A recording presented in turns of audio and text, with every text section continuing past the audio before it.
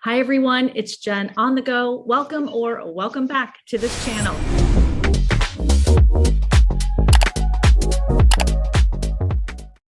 In today's video, we are talking with Gig Workers Collective lead organizer and Instacart shopper, Willy Solis. Gig Workers Collective launched a Delete Instacart campaign urging customers to delete the Instacart app as a show of solidarity with workers advocating for better treatment. Willy was interviewed for a TechCrunch article where he explains the plight of this very important cause. Hi, Willy. I'm so happy that you are here. Very honored that you chose to be on this channel to talk about the Gig Workers Collective and specifically this campaign. Welcome, and please introduce yourself. Thank you so much, Jen. I'm really happy to be here. I appreciate the opportunity to come on your channel and have a conversation about the issues, especially with Instacart and the way that they've been treating workers here in the last, several years at this point. It's very important that we have these conversations, and I really appreciate the opportunity to come on your channel and have these discussions. I want to thank you, Willy, for being here and for your advocacy. It's so important and it takes courage. And so again, we truly thank you for what you are doing on behalf of all Instacart shoppers. So Willy, just want to ask you some questions and then let you take this forum, of course, because this is your cause. Who is the Gig Workers Collective? Gig Workers Collective is a group of gig workers. We're actually workers that do the Instacart platform, and we also do various other platforms, including Shipt, DoorDash, and Grubhub, and various other ones, Uber Eats, and that kind of thing. So we're actual gig workers that do this work and understand the conditions that we experience on a daily basis. And we're as grassroots as it gets. We're not funded by any organization. Some people think that we're funded by a union or we're some kind of front group for a union. That's not true. We're just a bunch of really upset shoppers that want to reach customers in a different level and want to have those conversations with the companies themselves to try and better our working conditions. Wonderful. And so you're a part of this collective. How many individuals are a part of this collective? The body of Gig Workers Collective, it includes over 13,000 shoppers, actually gig workers. I shouldn't just say shoppers because there's some delivery drivers that are on our platform and media as well. Your involvement is not, I'm not going to say 13,000 people are actively involved every single day. The core group is about 50 people with a steering committee of about 7 people. We're pretty organized and pretty large, and we bring a lot of voice to the issues. You absolutely do. I mean, you've been all over the press this past week. As far as your organization, what types of wins have you had for shoppers in the past? Are you successful in what you do? Can you tell us a little bit about that? Sure, absolutely. I'd love to. So a lot of our wins are things that people don't hear about. Some of them they absorb them through the experiences that what is Instacart and the way that they make those changes. But a lot of these wins are not actually publicly exclaimed or used by us. You know, we don't go around with a bullhorn saying we won this, we won that. At one point, Instacart was paying as low as $1.50 per order. We protested and that was raised. That was raised up to a little bit higher dollar figure. Then we started crowdsourcing data because we started noticing that the tips were being stolen. We wanted to figure out a way that we could address that issue. And so the only way we could was to actually work through our channels and get enough information and data to show that this was actually happening. And Apoorva actually apologized publicly. And so that was a win for us. And Instacarts at one point supplemented the pay. And again, we protested and they agreed to stop supplementing the pay with tips. So that was another important win for us. Again, something that's not very publicly exclaimed or claimed by us or, something that is easily seen, but it is something that did happen. One of the biggest wins that we have is during COVID, at the very start of COVID, Instacart was doing everything that they could to disassociate themselves with the responsibility that we started to bear as costs associated with COVID. That included the hand sanitizers, that included, just the very basic protections, including if we got sick, pay assistance and all that kind of stuff. We got pretty loud at that time, extremely loud. And we started protesting to the point where senators started hearing our cry. And Senator Warren and various others wrote to the attorney generals of Washington, D.C., letting them know that this was going on. And so through that advocacy work, we're able to get nationwide coverage on the policy change by Instacart. No other app really started leading that until we started pushing for it. And so it took a large mountain of work to get that done. But at the end of the day, it was a victory for all shoppers, and it started to resonate across the industry. and you started seeing COVID sick pay being available on other platforms like Shipt, Uber, and various other ones. We are also working with large groups like the Human Rights Watch. We're also working with legislators, regulators on a daily basis, trying to advance gig workers' rights, and basically bring a voice and a face to the issues.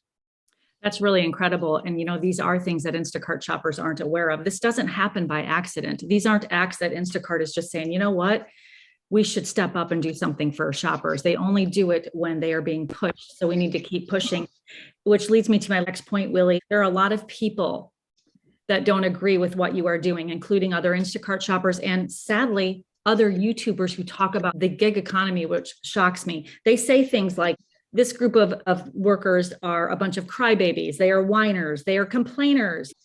They clearly don't resonate with who you are and what you are trying to do. What do you say to all of these people who their biggest response is they're just a bunch of crybabies and complainers? Please, what do you say to these people? Appreciate the opportunity to respond to those kinds of things. I think it's really important to understand that not everybody's going to agree with us, and not everybody's going to look at things the same way. But at the end of the day, it's about listening to the issues. What are the issues and what are the concerns that shoppers are bringing to the table, and why are they bringing them to the table? That's the most important thing. And the reason why we have to get so loud is because of the simple fact that that's the only way that Instacart will listen to us. They won't listen to us in any other way, shape, or form. If we try to communicate with them and have a backdoor communication line of channel saying that we're going to quietly negotiate these things with them, they're going to be like, you can go somewhere else. And at the end of the day, that's not what we need as workers. We need the opportunity to engage with the company that we are working for to better our working conditions. So specifically to the people that say they don't agree with us, I would say that inaction is not the answer. We need to have action of some sort in order to move things forward. So rather than give us the pushback of we're not going to support you, find a way to get involved and let your voice be heard. How do you think that these changes should happen? Be a part of the solution, not part of the problem. That's what I would say. And that's a great response. What did you think of the email that Fiji Simo sent to all of the shoppers? Because I did a video on that and I was actually hopeful that she did ask shoppers for their input. Have you had any response whatsoever from Fiji, from anyone on your end? I certainly haven't yet, but what are your thoughts about the email? Do you think that was lip service? Do you think she's still new and trying to figure this out? What is your stance on that? At the beginning, we were very hopeful as well. I was hopeful myself personally, and like, man, here's a new leader. She seems to be well liked and well received by her previous employer and people that worked for her on the other company she worked for. So we did some research and we were really, really hopeful that she would make some changes on Instacart, the positive direction. And when she put out that email, we immediately responded with a open letter of our own. We left it out there for her to respond. And, she knows how to contact us. Instacart knows how to contact us. They know who we are. And they didn't reach out, and they just basically ignored it. Now, what they're doing, or what she's doing, is on the background, privately reaching out to other shoppers and on an individual basis, basically giving them canned responses. And I think that that's a strategic move on their part to try to redirect the mood of the conversation to make it seem as though they are talking to us. But on an individual basis, they are not addressing our problems. You can't address a systemic problem by talking to one person. You need to basically come to a collective group of people that are experiencing the issues collectively and saying, these are the problems, these are the things that are bothering us, and these are the things that you need to resolve. And to this day, she hasn't reached out to us. As far as if it's lip service or not, at this point, I think that it is, especially because of the fact that Instacart recently released something to the effect of saying that their study found the shopper sentiment was really high at this point. We know that that's not true. Shopper sentiment is not very high. Even with the people that don't agree with us, the large majority of those people don't think that Instacart is all that great either. So I would say that is just complete lip service and contradictory to the actual mood on the ground. Okay. And speaking of, and thank you for explaining that, I feel the same way. Speaking of what the problems are right now with Instacart, it just seems like they are just escalating, and it's just a downward spiral. The problems, in your opinion, what are the problems? I certainly talk about all of the negative things on this platform about Instacart, but what is your take? What are these issues that shoppers are faced with? Yeah, the main one is the pay. Obviously, the pay continues to deteriorate on a almost daily basis. Every time that I see a new batch come through us, I'm surprised as how low it is and what they're expecting of us. At on some of these batches, it's basically buy one get one free for them, where we will fulfill one for free or two for free in order to appease their bottom line. And that's not something that needs to be done. This company is one Instacart is one that's looking to sell itself here pretty soon. They've already approached two different companies on the back end privately. That has since come out in the news that they're privately trying to sell themselves. And that obviously they're making themselves look as profitable as possible to attract another company to buy them. And I think that is a very, very big disservice to shoppers, because we're the ones that are bringing this company to a profitability standpoint. Then you have the issues that we experience on a daily basis, which are the liabilities and dangers that we experience that people don't realize that we're experiencing. The cost of doing the services that we provide is very high. The very average shopper will not calculate those costs into how much they're earning. So I think that is another huge problem. We at Gig Workers Collective talk to thousands of shoppers from across the country, and I talk to many on a daily basis. And in those conversations, I hear stories from people getting injured on the job, having accidents, being assaulted. I've even heard of deaths that have happened on the Instacart platform. The company does not respond unless it's publicly pressured to do so. Lynn Murray, unfortunately, got killed in a mass shooting. It was very difficult time for us, because it brought home the simple fact that just going to the grocery store is that much of a danger. We're in those areas every single day, and those type of things happen. And yes, they are random. I get that they're random, and you can't predict whether or not they're going to happen. But it is something that happens, and when it happens, your family has nothing to fall back on, nothing at all. And no protection at all, no coverage at all. You can try, but they won't respond. Instacart in that particular case did donate $50,000 to that family. And while that's a good gesture on their part, it doesn't cover the expenses that are associated with the loss of a life. I'm not saying that you can put a dollar price on somebody's life. That's not what I'm trying to say. But at the end of the day, there are some true costs that are associated with that. And that was nothing compared to what her earning potential was through the rest of her life. And so those are very difficult conversations to have with folks, to understand that we put ourselves in those situations on a daily basis, but it happens. And it's important that people know that there's going to be car accidents when they're driving. There's going to be slip and falls when you're delivering. And who's going to help you then when you're living paycheck to paycheck and can't afford to pay your next month's rent? There's a lot of different things that are associated with this that people really need to think about. And that's a huge problem, in my opinion. And that was one of the 5 demands, which is the first one was the pay, and the second one is the liability and the dangers, correct? Correct. Part of that liability is with Instacart now partnering with Kroger to do the 30-minute delivery. You're going to have shoppers running around to try to get this delivery met in 30 minutes.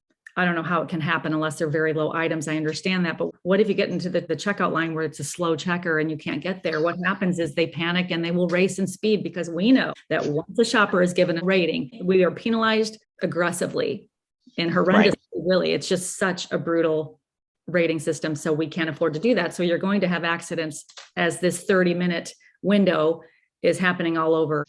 It's a cost and effect thing, right? And so at the end of the day, the companies look at this as how much is it going to cost us? And in Instacart's situation or case, nothing. It's not going to cost them anything if people get injured. So it's on the cost benefit analysis, it's not an issue for them, and they're going to take advantage of it 100%. And that is a situation that we find ourselves in, and we kind of ignore because we think that we're making this huge sums of money. But when you sit down and actually put pen to paper, you're going to quickly realize that you're not. Now, there are some shoppers that do make some really good money. I'm not going to sit here and say that every shopper is not making good money, because there are some that are. And I acknowledge that. And to them, great, keep doing what you're doing. Right. But the moment that rating hits you and it's not a fair rating, then you'll see what the rest of us are having to deal with on a daily basis. And that's a problem. And how to rectify that, it's going to take you weeks, if not months, to rectify it and get back to the standard that you were at before. Because we're dealing with a black box algorithm that is monitoring and monetizing our ability to make these services of delivery feasible for consumers. And that black box algorithm is machine learning, which is learning from every single transaction that we do. And through that learning process, it's learning how to squeeze every single dollar and cent that it can out of us. And we're the ones that are carrying that burden on top of our shoulders and bearing it for the company that's making millions upon millions of dollars on our backs. That is amazingly and well stated. And to all the shoppers that are out there making a lot of money, I do get comments like this on that channel say, what are you talking about? I just had $100 day. I had $150 day. I took this order of $90. You are the rare. And we're speaking to the masses here. We're so happy that you're making that amount of money. And once in a while, we do find that little unicorn that's stuck in there. I don't know how, but Generally speaking, the majority of Instacart shoppers are experiencing this hardship right now. Very true. And that is something that sometimes gets lost in the wayside, especially in Facebook groups where people are posting their unicorns and their high dollar tips and all that. But at the end of the day, the reality is that the base pay is dwindling down. This weekend, I did an order that was a $24 order is what I made. But out of that $24, 7 of it came from Instacart. The rest was from the shop, from the tip of the customer. And speaking of that, Instacart was quoted also stating that the reason why they are giving so many triple batches now is because this gives shoppers the opportunity to receive 3 tips from 3 different customers. Willie, what is your take on that? You know my take, but what is your take? I find it very funny and troubling. It's ridiculous to make that claim when they know perfectly well that they're batching these orders together with non-tippers in order for us to take those orders. And while the order may look good on the front side, hey, looks like I'm gonna get a $24 order, that 3-drop delivery that you're doing is taking you more miles, more time. It's costing you more effort, more wear and tear on your vehicle, more liability, more risk, and more dangers that are involved with the work. And so I think that take by Instacart is one of just trying to make themselves look good in the media, sound like they're giving something positive to shoppers, when at the end of the day, we can batch our orders ourselves if we wanted to do that. And we were doing that. I know that I was batching multiple orders together back when I first started, without the aid of Instacart doing that for me, by working other platforms, by multi-apping. And now you really can't do multi-apping if you're doing an Instacart order, because you have a double or triple batch that you're dealing with. I mean, you're already at your limit. So, I mean, at the end of the day, they're taking the independence out of this work, and they're making it to where it's more controlled than ever before. And the more control that they exercise on us, the more that they actually are treating us like employees than actual workers or independent contractors. And so as they're doing that and crossing those lines, I think it's very important to note that there's some basic protections that are afforded to workers who are treated that way. But not to get into that misclassification debate too much, I just wanted to bring up to the fact that the more that they control us, the more that they're treating us like employees, and the more that they actually dictate what we do. Willie, we went through the 2 demands so far. What is your 3rd demand? So on our 3rd demand was the death benefits. We kind of talked about that a little bit, and we kind of went over that a little bit in the discussion. But the death benefits is basically to draw attention to the fact that we have these extreme liabilities and risks that are involved. We need to understand those risks, and we need to understand the costs that are associated with those risks. And I think it's really important that people take that into consideration as they're doing this work, because at the end of the day, it's a cost that they're bearing for the company, and they're subsidizing the company with these benefits. We did talk about a couple of these demands that you are putting on Instacart. I want to go in a little bit of order according to the article. So the first one was for workers to be paid by order and not by batch. Can you tell me about that quickly? Sure. Right now, the orders, they're trying to batch them together, so we were kind of discussing.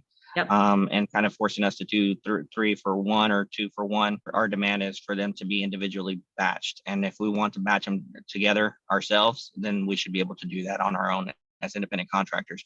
We're better judges of what it's going to take to do those orders than Instacart is, because we're the ones that end these actual stores, and we know the stores like the back of our hands. And so we're the ones that should be making those decisions. Absolutely. And the second one, according to this list, is for Instacart to reinstate item commission. What do you mean by that? Sure. So at one point we were being paid per item. And so if a customer added an item or removed an item, then we would get paid an additional dollar amount. Now it's not the case. And actually it works in reverse. If a customer takes something off, then our pay goes down. But if a customer adds something, our pay doesn't increase. And so we want to see a reinstatement of pay per item commissions. That makes sense. Thank you. And then we already did talk about the death benefits that you guys are advocating for. And then let's go on to the shopper ratings. How do the ratings need to be changed? The ratings need to be done in a way that don't impact shoppers as grossly as they do. The customers have no idea that rating us anything below a 5 hurts us tremendously. Even a 4, you would think there was a very nice little, okay, pat on the back. You didn't do the stellar job, but it wasn't so great either.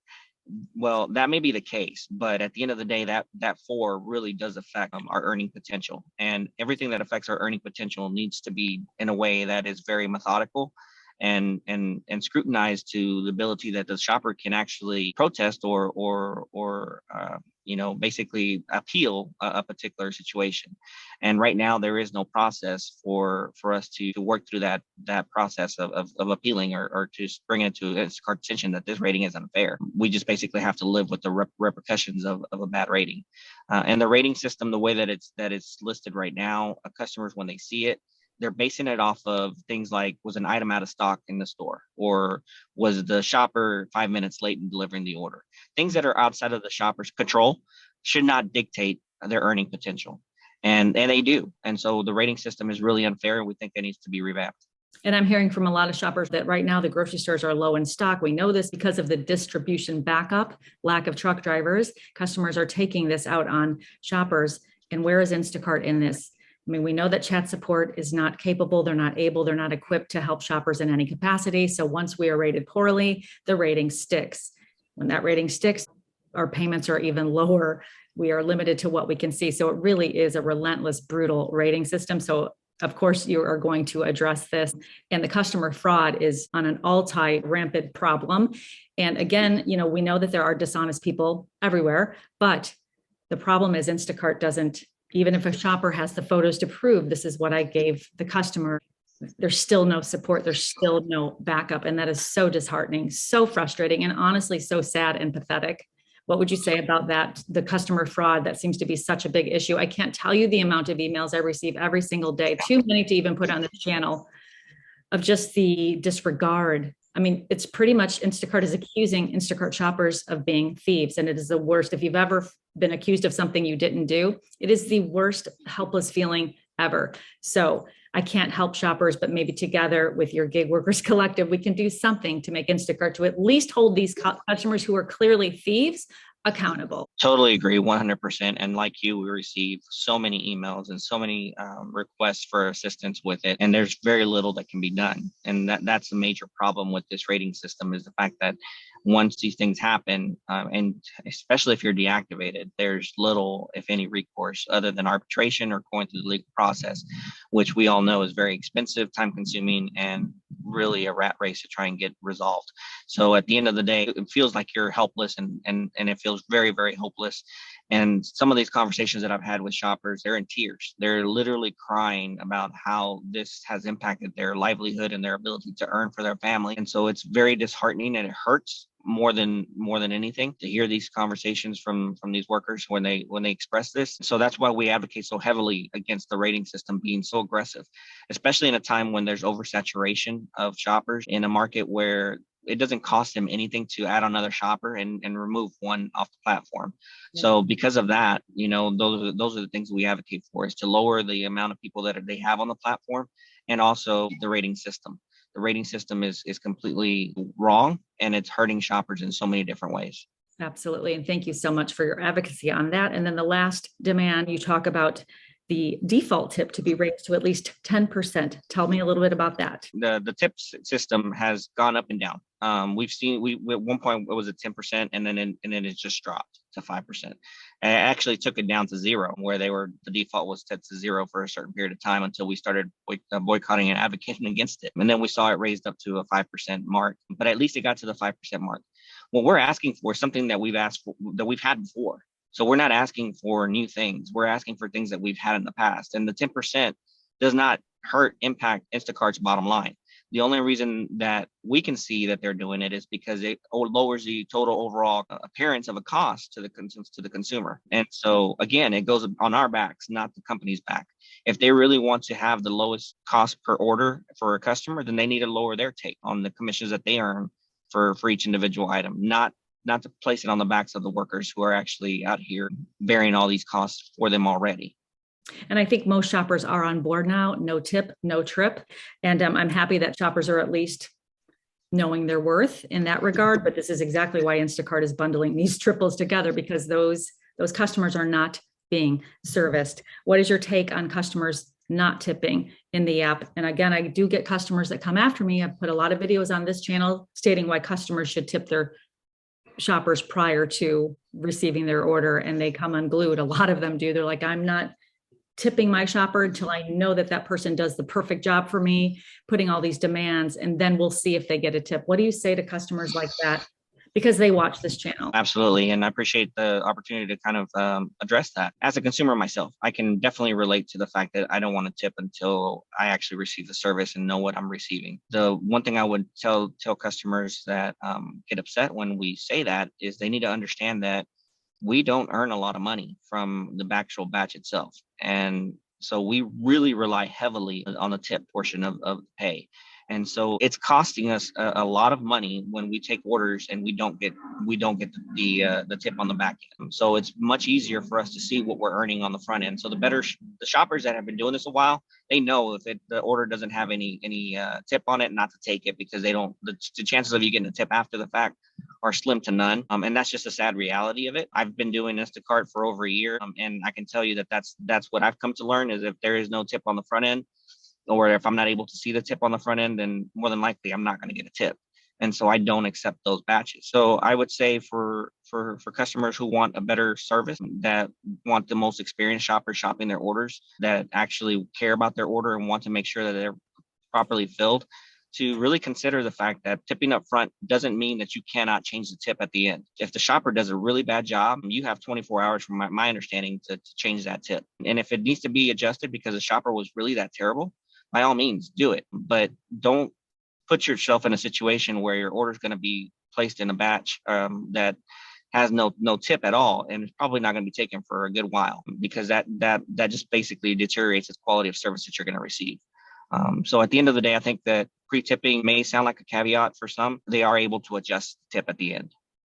Yep, that makes sense. And what I say to customers is this is a luxury service, and you are being convenienced in the comfort of your own home, and you do have to pay up for luxury services. That's what I say to that. So thank you for explaining that. So those are the 5 demands, Willy. And I've had a lot of questions from viewers regarding my last video I put up when I was talking about your article. Why does this movement target customers? Why is this movement telling customers to delete the app? Shouldn't we be telling the shoppers just not to take the orders? Because the reality is, if the customers are getting serviced, Instacart will still send the batches, and they won't change the batches as long as these customers are being serviced. And there are a lot of shoppers who will just take the bottom scraps. I had a comment today saying, while you guys leave the app, I'll take your sloppy seconds. And that actually broke my heart, because I'm like, okay, so you want to work for well beneath minimum wage, but this is part of the problem. The shoppers are taking these orders, and I am perplexed as to why. So what do you say to this? And why are you targeting customers to delete the app instead of targeting Instacart shoppers to stop taking the garbage batches that demean and belittle you?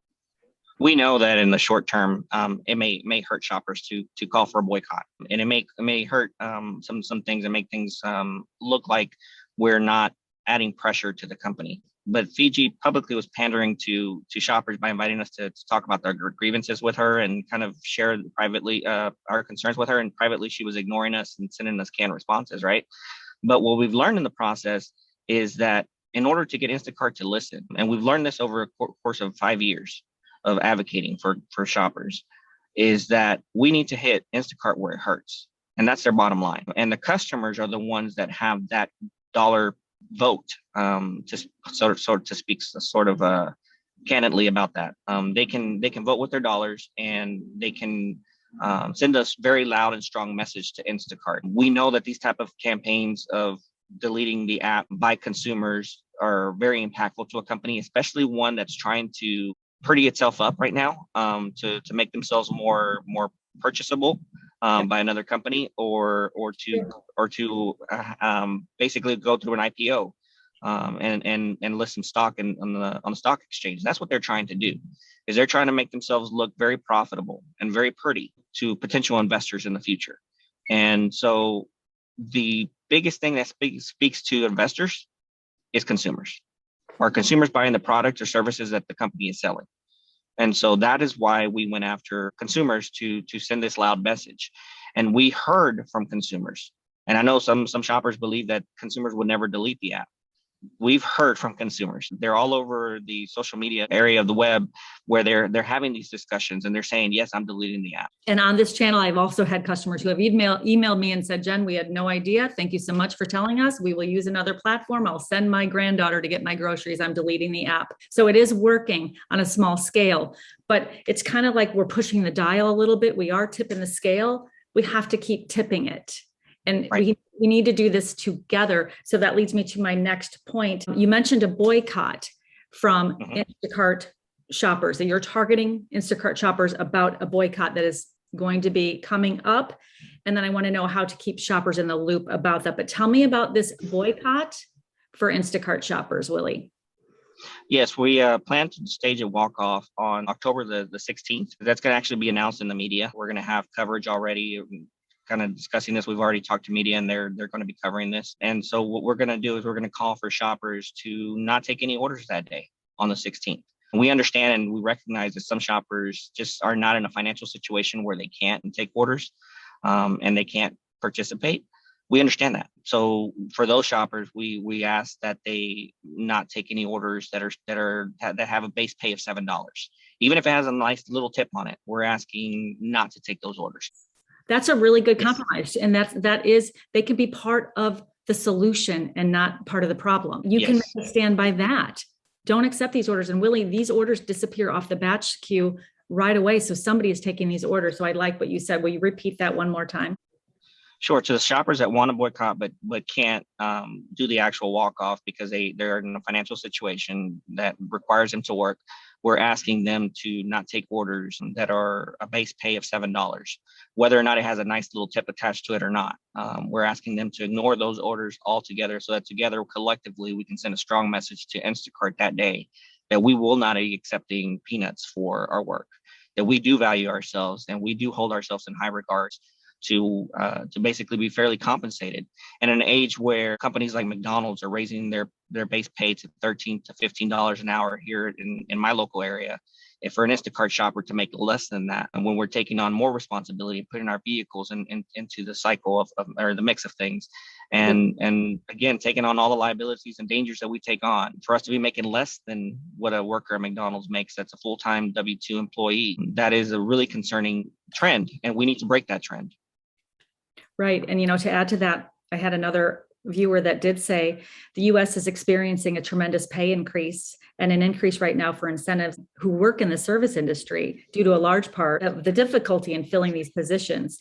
So when a batch isn't picked up on Instacart, we're going to force the hand, at least try to force the hand that they have to do something. But it's not until those customers aren't serviced that they won't pay attention. I absolutely agree with this boycott. I will be one of those. In fact, I'm going to be transparent. I haven't been able to Instacart shop for 3 weeks due to the low paying orders. I personally can't do it. So I will be a part of that boycott on October 16th. What more do we need to know about this boycott that will be announced in the media? Tell me more about what we can do to stay in the loop with this boycott as Instacart shoppers, the viewers on this channel. Absolutely. We want to be very transparent and accessible throughout this whole entire process, even for people that don't agree with us. We want to hear from you.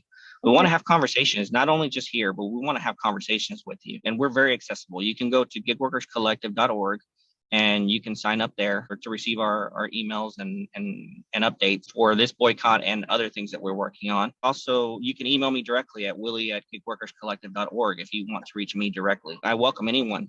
Just know that I'm engaging and I want to have these conversations. And so you will hear back from me and we will have an engaging conversation. I'm going to link Willy's email address in the description box below so that you can email him, and also gigworkerscollective.org. I will put that link there so that you guys can sign up to be a part of this group if you choose to, but it'll be there in the description box. And then the last way that they can get involved is we have a Facebook group, and I'll give you the link as well so that you can link it down below. And our Facebook group is an area where we have general discourse. And so we have general discussions about what it is that are issues that are important to shoppers or anyone else that wants to be involved. Even consumers at this point, we are open to receiving any feedback that is absolutely vital and important to our work. Okay, wonderful. So your next step again is delete Instacart, hashtag delete Instacart movement, which seems to be gaining traction. It's definitely in the media. And then again, the walk off boycott for Instacart shoppers on October 16th. So those are the next two immediate call to actions. This is how we can help, right? Yes, those are the next immediate ones. Yes. Okay, thank you. Is there anything else you want to add and you want to say to everyone out there? There are a lot of Instacart shoppers who watch this channel, and I just received another messages as we speak. They come in, I can't even keep up. Please, we need to do something, all caps. It is time for a change. Let's take action. These are the norm on this channel. So what else would you like to say to these shoppers who are so desperate for a change? What else would you like to say to all the shoppers who really do want to help? What do you want to say? The majority of us gig workers, we do love what we do. We love the actual work. What we don't love is the way we're being treated, is the pay, and how we're being disassociated from our earning potential in such a way that is very demoralizing, because you're not in control anymore of your own work and your own destiny, even though you feel that you want to feel like you are, especially being considered an independent contractor. These companies have gone as far as admitting that they're treating us more like employees and independent contractors in states like California, where the fight has really fired up. And in that particular state, they've actually passed a law. Instacart, DoorDash, and various other companies spent over $200 million passing Proposition 22 in California. And if people don't know what that is, I would advise them to really research Prop 22, because that's what the model that they want to do throughout the country. And it's one where they can basically control us as employees, but misclassify us as independent contractors. And that's where they generally admitted that they're doing that. And so to the average worker, I want to say that that's what Instacart wants to do.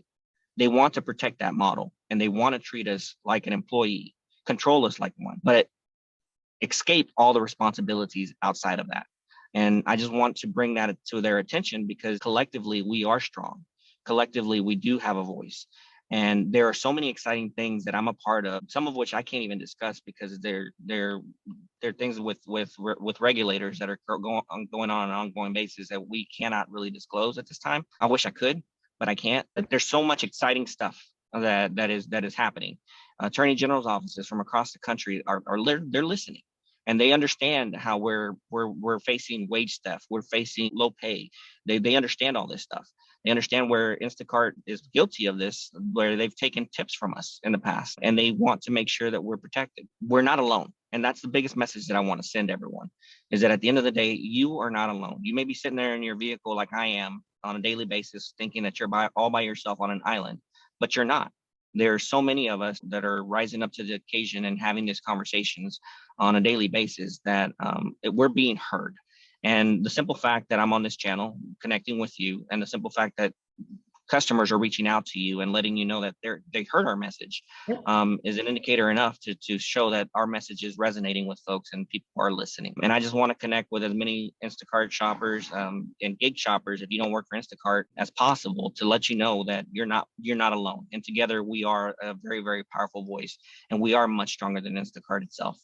I love that, Willy. And thank you again so much. There's value in every line of work. Every single person who works deserves a living wage. It's dignity. It's respect. Willy, I can't thank you enough for your advocacy for all of the Instacart shoppers who are fed up. A lot of Instacart shoppers want to help and they don't know what to do. But again, if they go to your link, you will be there. You will be a great voice for them to talk with. Yes, thank you very much for this opportunity to have a conversation with you about these issues today. And I mean, let's continue the work, because there's so much work left. Yeah, I feel like we only tapped the surface, and I think you need to come back, because I need to get my arms around all of this, and we got to resort it. This was just step one, and I'm here to help you in every way I can. I've always been a fan of Instacart, and more of a fan of the shoppers, the frontline workers, the face of the company that need more protection. So Willy, again, we can do this together. Everything is going to be linked in the description box below. You can email me, you can email Willy. Willy, you're welcome to come back. This boycott is happening. I will absolutely be boycotting on that day. But again, if you don't want to, there's other ways you can help as well. We are all here to work together, and certainly not against each other. So on that note, Willy, on behalf of all Instacart shoppers, we truly, again, thank you so much for your advocacy, for your courage, and for speaking out, because somebody has to do it, and we can't just roll over. Let's keep tipping the scale, and let's hope customers will hear our plea and delete the Instacart app. So thank you so much. Thank you, Jen.